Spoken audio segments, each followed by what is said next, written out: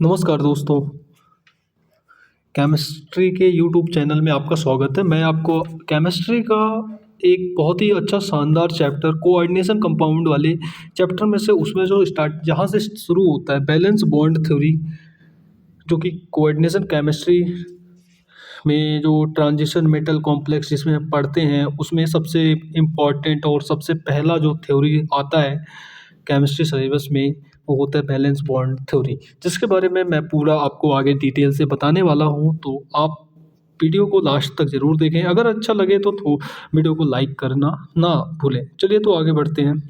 तो इसके मुख्य अवधारणा की बात करें, कौन core concept. Valence bond theory के अनुसार एक रासायनिक बंध तब बनता है जब दो परमाणुओं के अर्ध भरे यानी हाफ फिलेट परमाणु ऑर्बिटल एक दूसरे के साथ अतिव्यापन मतलब ओवरलैप करते हैं। इस अतिव्यापन के कारण इलेक्ट्रॉनों का साझा होता है और एक नया बॉन्डिंग ऑर्बिटल बनता है।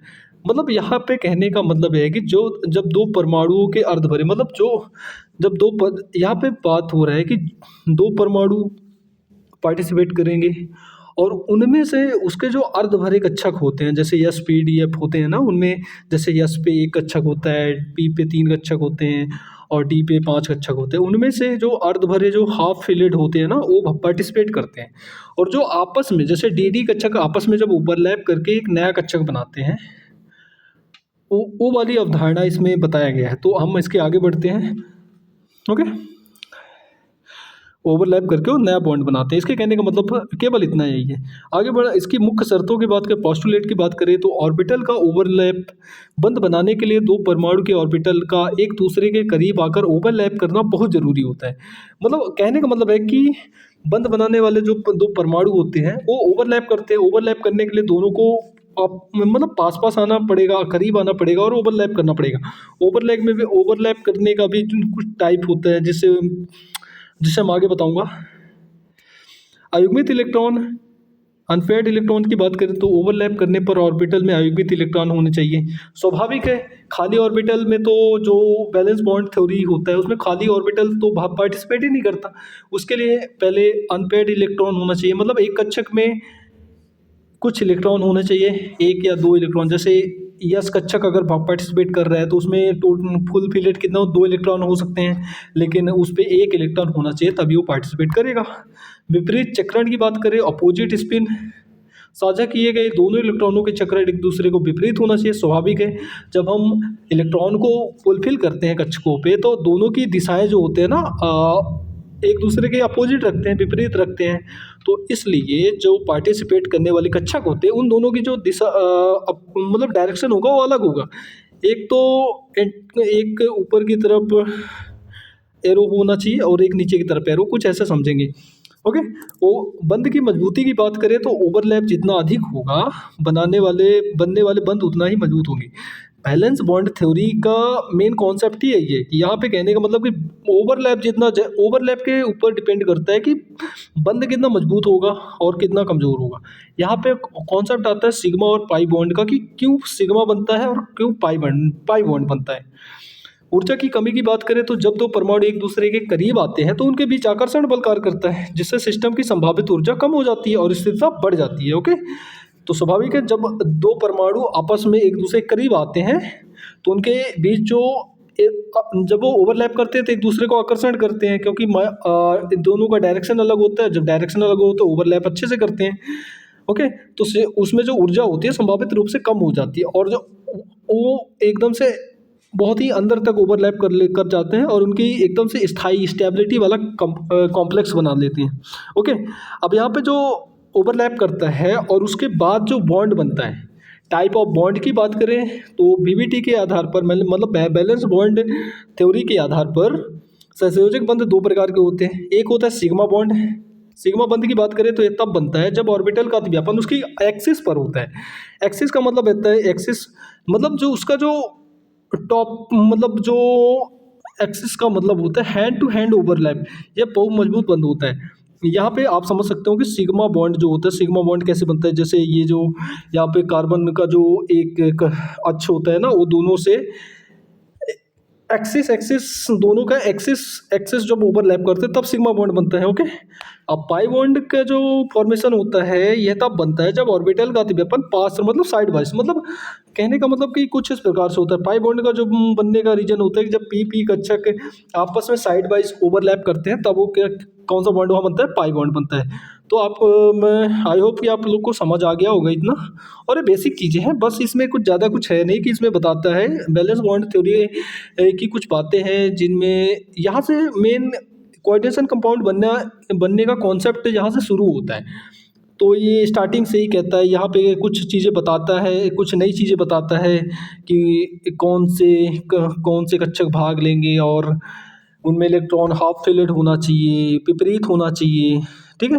ये कुछ नई चीज़ें बैलेंस बॉन्ड थ्योरी देती है जिसके आधार पर कोऑर्डिनेशन कंपाउंड बनाया जाता है। इसमें भी बहुत सारी कमियां हैं जो कि आगे के जो थ्योरी बनेंगे उनमें सॉल्व हो जाता है। ये सबसे बेसिक थ्योरी है, इसको आप ज़रूर ध्यान से पढ़िए और इसको समझने का प्रयास करिए कि इसके कहने का मतलब क्या है। अब इसमें इसके ये बैलेंस बॉन्ड थ्योरी होता है ना, हाइब्रिडाइजेशन का फॉर्मेशन करता है, हाइब्रिडाइजेशन बनता है वहाँ पे। हाइब्रिडाइजेशन का मतलब क्या होता है आप लोगों को पता होगा कि जब एस पी डी एफ के जो कक्षक होते हैं आपस में ओवरलैप करते हैं, ओवरलैप करके जो नए कक्षक बनाते हैं उसे संकरण कह सकते हो आप लोग। बैलेंस बॉन्ड थ्योरी की एक खास बात है सब बात संकरण की व्याख्या। ये प्रक्रिया बताती है कि कैसे अलग अलग ऊर्जा वाले परमाणु ऑर्बिटल आपस में मिलकर, मतलब यस यस से मिलकर, पी पी से मिलकर, डी के कक्षक से मिलकर समान ऊर्जा और आकार के नए वो ऊर्जा में और आकार में समान ही रहेंगे लेकिन हाइब्रिड ऑर्बिटल बनाते हैं, वो ज़्यादा स्टेबल होते हैं। उदाहरण के लिए जैसे एस पी कक्षक की बात कर लो, एस पी कक्षक में एक एस का रहेगा और एक पी का कक्षक रहेगा, ओके। एस पी कक्षक और नहीं, एस पी कक्षक में एक एस कक्षक भाग लेगा और एक पी कक्षक भाग लेगा। और एस पी टू कक्षक की बात करें, एस पी टू कक्षक में तो एस पी टू कक्षक में जो होता है कि एक एस का और एक एस का कक्षक और दो पी के कक्षक भाग लेंगे। एस पी थ्री संकरण की बात करें तो यस एक एस का और इसमें तीन पी के कक्षक भाग लेंगे। और भी संकरण होते हैं, S P three D two, S P three D होता है, S P three D two होता है, ऐसे करके और भी संकरण बनते हैं जिनको हम आगे पढ़ सकते हैं ना। हाँ, और इसकी सीमाएं, बैलेंस बॉन्ड की सीमाएं और लिमिटेशन की बात करें कि ये कहाँ तक फॉलो होता है, मतलब किस कंपाउंड तक फॉलो होता है और कहाँ से इसकी सीमा ख़त्म हो जाती है और किस कंपाउंड पे वर्क नहीं करता इसका थ्योरी। और उनके लिए कुछ नई थ्योरी आई जिनको मैं आगे बताने वाला हूँ। इतनी महत्वपूर्ण होने के बावजूद इस थ्योरी की कुछ कमियां भी हैं। स्वाभाविक रूप से सबसे पहली थ्योरी है और तो इसलिए ये पूर्ण रूप से संपन्न थ्योरी तो नहीं कहा जा सकता, इसमें इसकी भी कमियां हैं। तो हम पढ़ते हैं, यह ऑक्सीजन के अनुचुंबकीय। आपको पता होगा कि ऑक्सीजन में लोन पेयर होते हैं और जिसमें लोन पेयर होते हैं वो अनुचुंबकीय होते हैं, क्योंकि स्टेबल तो होता नहीं, क्योंकि ऑक्सीजन रिएक्टिव एलिमेंट है, गुण को नहीं समझा पाती। मतलब ऑक्सीजन में जो अनुचुंबकीय गुण पैरामैग्नेटिक जो क्वालिटी होती है ना, उसको बैलेंस बॉन्ड थ्योरी डिटेल से नहीं बता पाती कि एक क्वालिटी आखिरकार आती कहाँ से है। तो इसकी ये सबसे बड़ी कमी बन जाती है। सेकंड जो इसकी कमी है बैलेंस बॉन्ड थ्योरी की, तो उपसंयोजक कोऑर्डिनेशन रंग की व्याख्या नहीं करती। मतलब ये जो कलर कंपाउंड कैसे बनते हैं, कोऑर्डिनेशन कंपाउंड में जो कलर का कॉन्सेप्ट आ जाता है, तो ये बैलेंस बॉन्ड थ्योरी एक्सप्लेन नहीं करती। और थर्ड की बात करें तो यह इलेक्ट्रॉन के स्थनिक के वितरण को सही ढंग से नहीं समझा पाती, ओके। ये इलेक्ट्रॉन के स्थनिक वितरण को सही स्थनिक वितरण मतलब डीलोकलाइजेशन मतलब जो इलेक्ट्रॉन वहाँ का जब इलेक्ट्रॉन वहाँ पे जाता है तो डीलोकलाइज कैसे होगा, उस चीज़ को सही ढंग से नहीं एक्सप्लेन करती। तो मैं इसमें लिखा भी गया कि कमियों को दूर करने के लिए मॉलिक्यूलर ऑर्बिटल थ्योरी दी गई है। हम अगली वीडियो में मॉलिक्यूलर ऑर्बिटल थ्योरी को पूरे डिटेल से समझाऊंगा।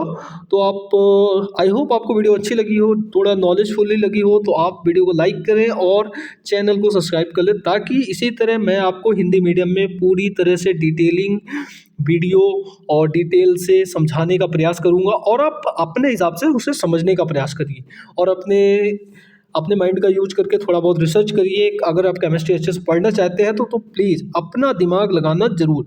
मैं केवल आपको जितना हो सके सरल शब्दों के साथ हिंदी मीडियम का हूँ, तो आपके लिए भी हिंदी मीडियम में वीडियो बनाना प्रेफर करता हूँ। तो इसीलिए thank you, all the best, happy journey.